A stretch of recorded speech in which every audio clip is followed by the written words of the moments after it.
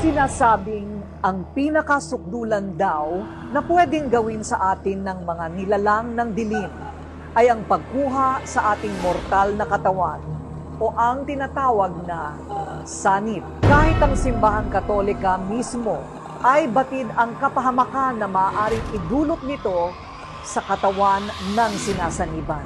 Ano nga ba ang misteryong bumabalot sa mga nakararanas ng ganito? Tibayan ng dibdib at magbaon ng maraming dasal bago nating suungin ang panganib ng sanib.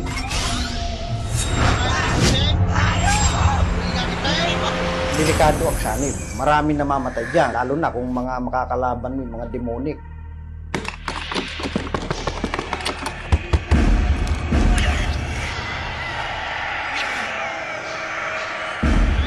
Mo kaya Uteng? Tayo! Uli nga kita eh! Hindi mo ko kaya!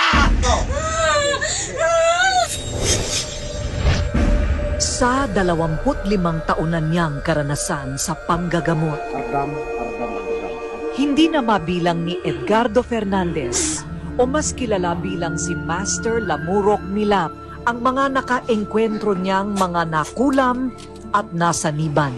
Diyos ni Abraham, Diyos ni Isaac, Diyos ni Jacob, Diyos ni Moises.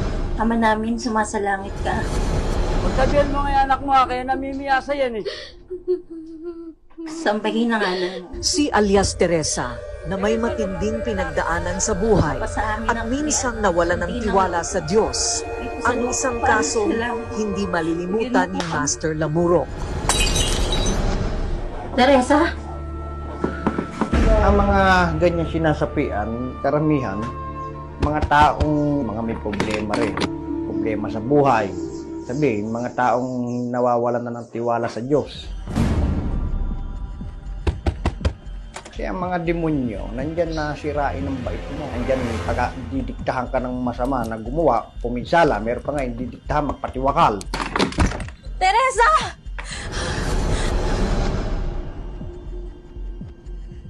Dahilan na hanggang sa panaginip ay ginugulo siya ng mga sumaping dyablo.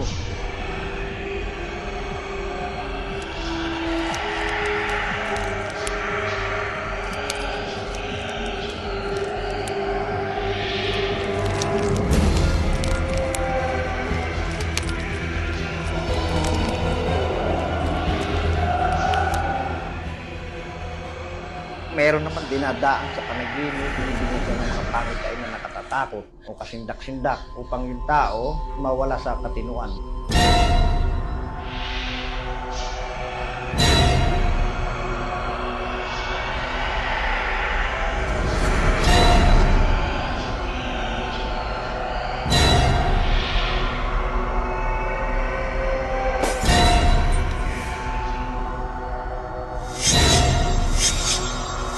Amang kapanal-banalan, amang kalakas-lakasan, amang walang kamatayan. Saksi ang mga nakamarkang simbolo at orasyon na ito sa kanyang katawan sa nakapangingilabot na pagharap nila sa isang pinaniniwalaang dyablo.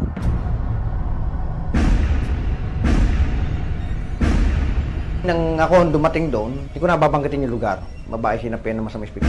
Nung makita ko nakaangat, nakalutang yung umiikot ang ulo rin eh.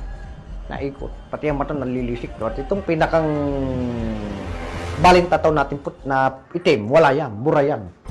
Para nakatarak na walang, sabihin, demonyo ang nakasabi. Do, lalipit ang demonyo. Pag yan ang lumukob, talagang nakalutang sa hangin yan eh, makakagawa na imposible. Nung makita ko nakaangat, at ako susunggaban din, nag-orasyon na ako.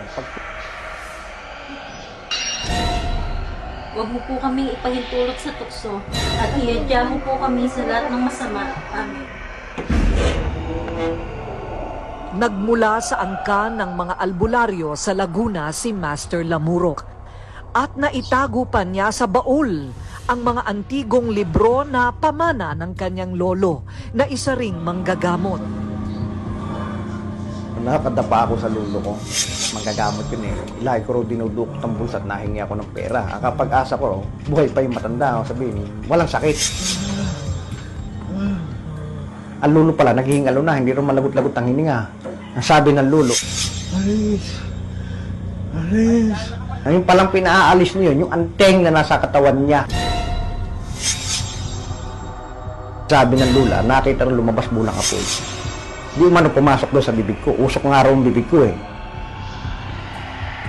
Kaya nga ko'y huwag maging bigil. Mata ko'y lagi mo kong paliwanagin. Nakausap namin ang isa sa mga nasaniban at pinahirapan ng itim na kaluluwa at minabuti naming itago siya sa pangalang Fatima. So Fatima, nung nangyari sa'yo yun, alam mo yung nangyayari sa iyo at sa katawan mo. Ano ang naramdaman mo noon? Sobrang bigat po yung nararamdaman ko. Yung para pong merong nakadagan po sa likod ko. Yung parang may buhat-buhat. Parang lahat ng galit niya nag-ipon-ipon. Bakit sa palagay mo, ikaw? Siguro hindi kasi ako dati madasalin. Noong Agosto lang, nagparamdam kay Fatima ang nilalang na hindi niya nakikita. Bawat saan ka po pupunta, parang may nakasunod, may nakasilip. Tuwing matutulog, nagigising ako na madaling araw, para bang may anino.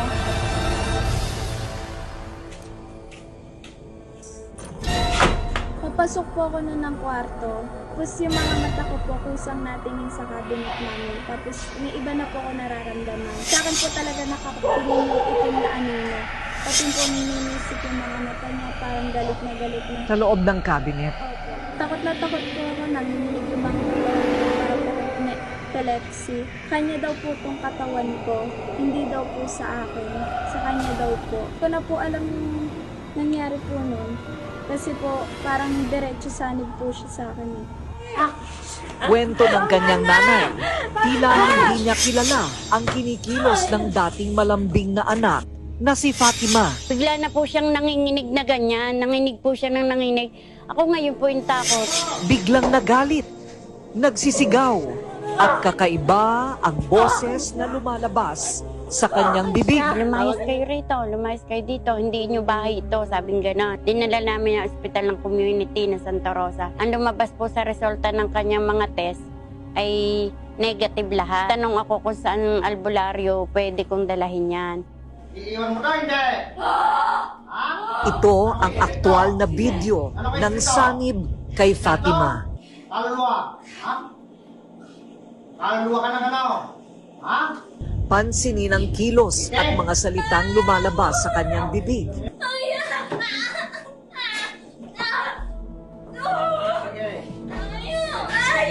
Anong pakiramdam noong mismong yung master na ang parang nagtatanggal nung sanib sa katawan mo? Dalawa po kami na naglalaban po sa iisang katawan.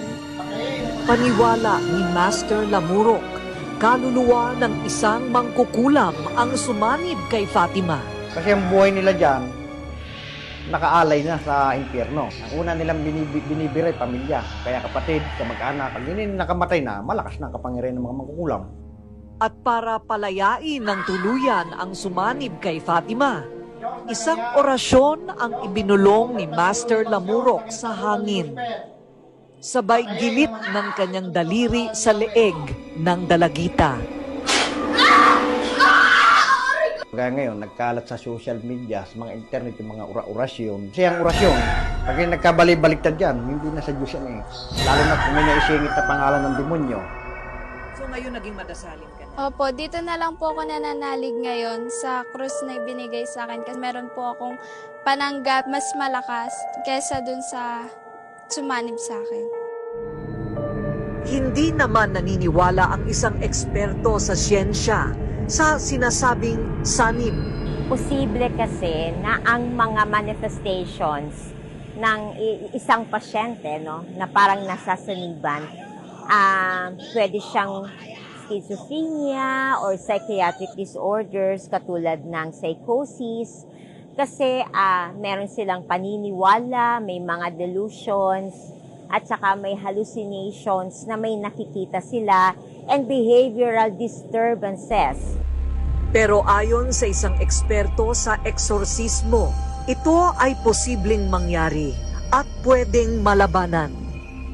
So alam niyo, ang pinakamagandang protection sa lahat ng Christian, sa lahat ng Katoliko, ay mamuhay sa estado ng grasya. Being in the state of grace, magpabanal para ma-break kung ano man ang ties o yung ugnayan natin sa mga masasamang espiritu. Wala mang sapat na paliwanag kung totoo man o hindi ang sanib. O kung gaano ito kapanganib sa mga taong sinasaniban. Tanging ang mga tao lang na may karanasan dito ang pwedeng magpatotoo na mayroong ibang puwersa sa ating mundo na kaya tayong saktan at pahirapan. At makalalaya lamang tayo dito sa pamamagitan ng pagkakaroon ng matibay na pananampalataya.